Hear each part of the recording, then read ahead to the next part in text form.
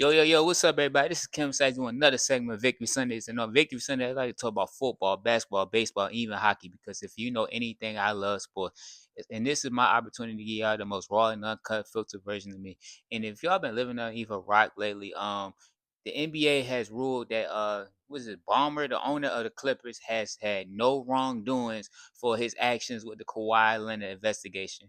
Now, to me, y'all, this is not a surprise, y'all. Like this man is arguably, I think, if I'm not mistaken, the richest owner in the NBA. So you know they're not gonna try to come down hard on him. I've even seen reports, y'all, where they pretty much said like, yo, they didn't want to deal with the courts just because like they know like he could take them to court. Like, yo, like I can do this. I got billions. Like I think he's worth over 100 billions. You know, he owned Amazon and stuff like that. So yeah, they didn't want that type of smoke. They're like, nah, we're gonna leave you alone, Bomber.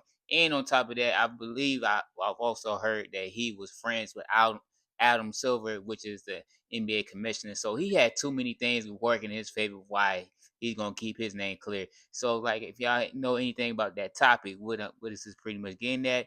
Money talks, BS walks. On to another topic about NBA owners, y'all. The Bus family, man, they've been in this straight turmoil. The Lakers organization, straight up, period. It's like with the ownership has been in straight turmoil, in my opinion, just because like recently, like last year, they actually ended up selling for 10 billion, and now they just recently the owner of the Dodgers who bought the Lakers from the Bus family, they ended up selling for 12 billion. Now the thing about it, like what makes this an issue is with the Bus family because they still had some type of ownership, they still had some type of stake in the Lakers. And the part of it was that like Jeannie Buss, who was the daughter of the late Jerry Buss, she was pretty much in running the organization and stuff like that. She was pretty much, I think, like the chairman or the vice president.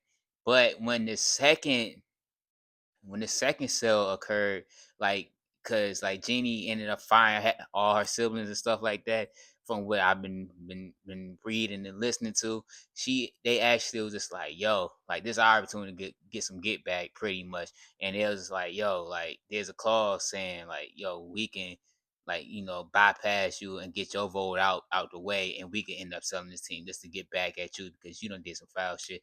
But it's unfortunate to see like the Buss family and the Lakers organization go through this type of turmoil because this is a legendary family. This is a legendary brand. This is arguably the biggest brand in sports.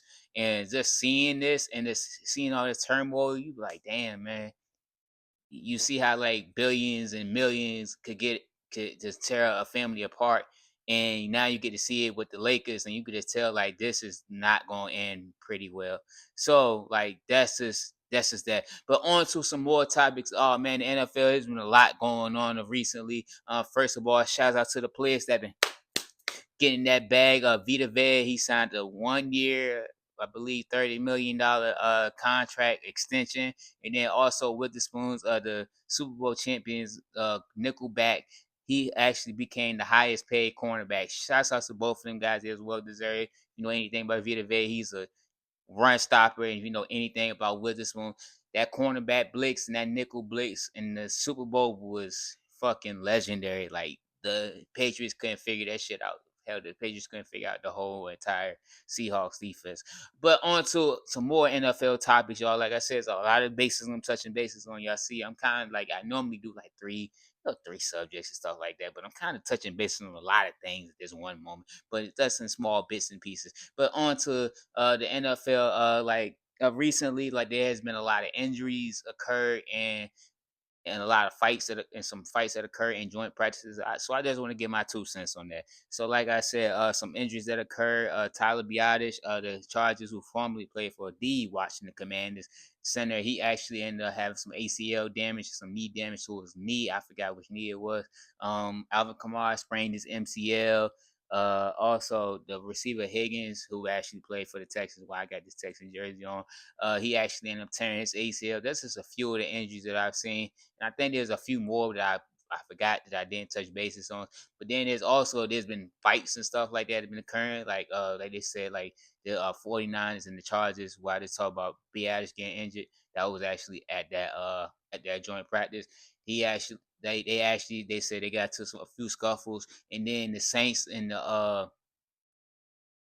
this the Saints and the fucking sorry ass Cowboys fucking had a Royal Rumble and shit. I'm glad I did mess up and had to clear my throat for that pause. But yeah, the sorry ass Cowboys and shit. Yeah, I hate them niggas. If I don't get that smoke. But yeah, yeah, they had their little scuffle, and there's been other in the other situations where like there's been fights going on at joint practices, but they haven't reported them, or like I just forgot to touch base on 'em.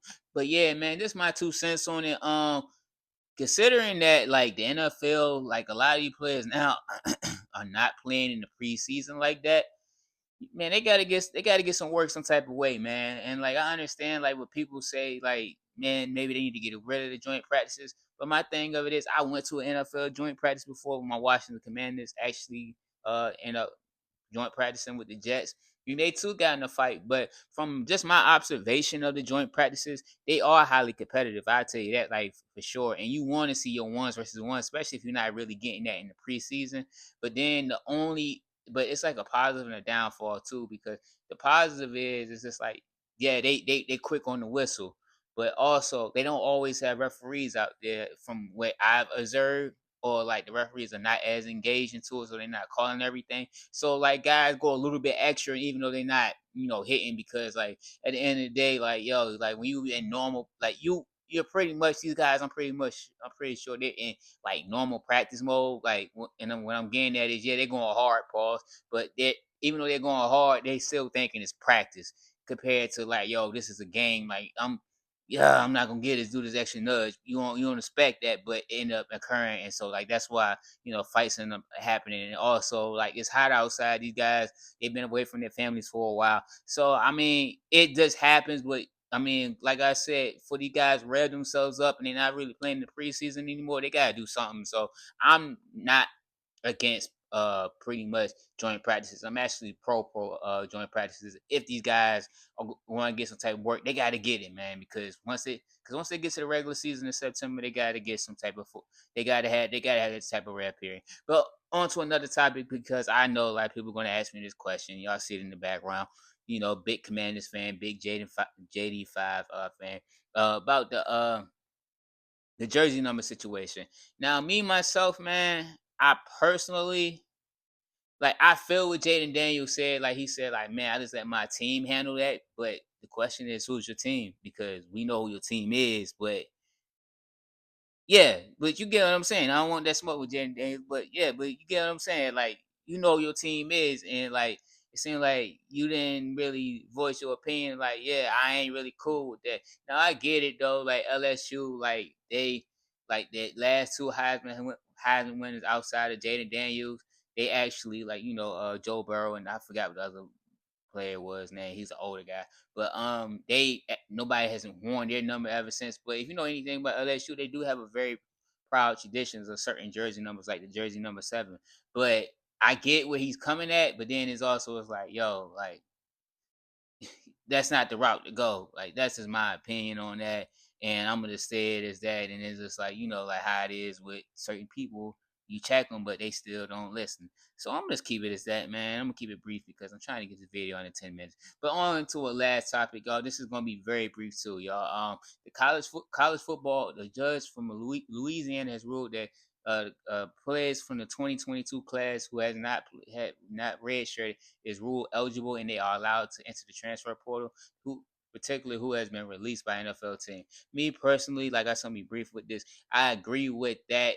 Cause like some of them guys, like let's be realistic, that they know like damn well like they're not cut for the NFL right now. So if you got opportunity, if there was a presented opportunity this year, like with that with the new eligibility rules, if they was presented with that for those people, they would just kept their ass in college. But anybody else outside that 2022 class, hell no. Like keep your like you ain't make it, you ain't cut it, your ass gotta go back. But that's the rule, y'all. Like I feel like it's not a.